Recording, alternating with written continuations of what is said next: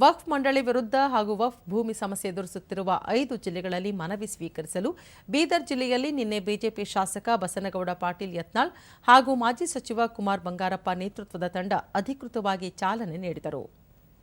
ಈ ಸಂದರ್ಭದಲ್ಲಿ ಕೇಂದ್ರ ಮಾಜಿ ಸಚಿವ ಜಿಎಂ ಸಿದ್ದೇಶ್ವರ, ಮಾಜಿ ಸಚಿವರಾದ ಅರವಿಂದ್ ಲಿಂಬಾವಳಿ, ಕುಮಾರ್ ಬಂಗಾರಪ್ಪ, ರಮೇಶ್ ಜಾರಕಿಹೊಳಿ, ಶಾಸಕ ಬಿಪಿ ಹರೀಶ್ ಮತ್ತಿತರರು ಉಪಸ್ಥಿತರಿದ್ದರು.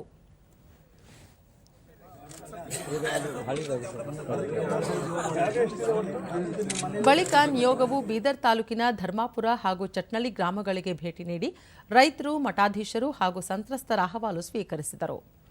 ನಂತರ ಶಾಸಕ ಬಸನಗೌಡ ಪಾಟೀಲ್ ಯತ್ನಾಳ್ ಇಡೀ ದೇಶದಲ್ಲಿರುವ ರೈತರ ಜಮೀನು, ದೇವಸ್ಥಾನ, ಮಠ, ಸರ್ಕಾರಿ ಶಾಲೆ, ಮನೆಗಳು, ಸರ್ಕಾರಿ ಕಚೇರಿಗಳನ್ನು 2017ರಿಂದ ವಕ್ಫ್ಗೆ ಸೇರಿಸುತ್ತಿದ್ದಾರೆ ಎಂದರು. ವಕ್ಫ್ ವಿರುದ್ಧ ಹೋರಾಟ ಮಾಡಲು ಬಿಜೆಪಿ ನೇತೃತ್ವದಲ್ಲಿ ರಾಜ್ಯದಾದ್ಯಂತ ತಂಡ ರಚಿಸಲಾಗಿದೆ. ಈ ತಂಡ ಜನಜಾಗೃತಿ ಮೂಡಿಸಲಿದೆ. ವಕ್ಫ್ ಬರೀ ತಿದ್ದುಪಡಿಯಲ್ಲ, ವಕ್ಫ್ ಬೋರ್ಡ್ ಅನ್ನು ದೇಶದಿಂದ ತೆಗೆದುಹಾಕಬೇಕಾಗಿದೆ. ಪ್ರಧಾನಿ ನರೇಂದ್ರ ಮೋದಿ ಅವರು 42ನೇ ಕಾನೂನಿಗೆ ತಿದ್ದುಪಡಿ ತರಲು ಹೊರಟಿದ್ದಾರೆ. ಅದಕ್ಕೆ ನೀವೆಲ್ಲರೂ ಸಹಕಾರ ನೀಡಬೇಕು ಎಂದರು.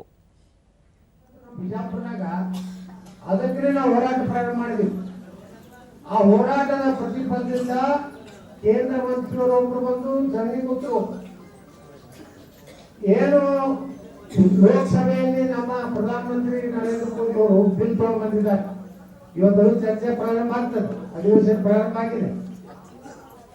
ಅದರಲ್ಲಿ ಸುಮಾರು 42 ತಿದ್ದುಪಡಿಗಳನ್ನು ತರಬೇಕು ರಚಿಸಲಾಗಿದೆ. ಮಾಜಿ ಸಚಿವ ಅರವಿಂದ್ ಲಿಂಬಾವಳಿ ವಕ್ಫ್ ವಿರುದ್ಧ ಬಿಜೆಪಿ ಪಕ್ಷ ಹೋರಾಟವನ್ನು ಕೈಗೆತ್ತಿಕೊಂಡಿದೆ.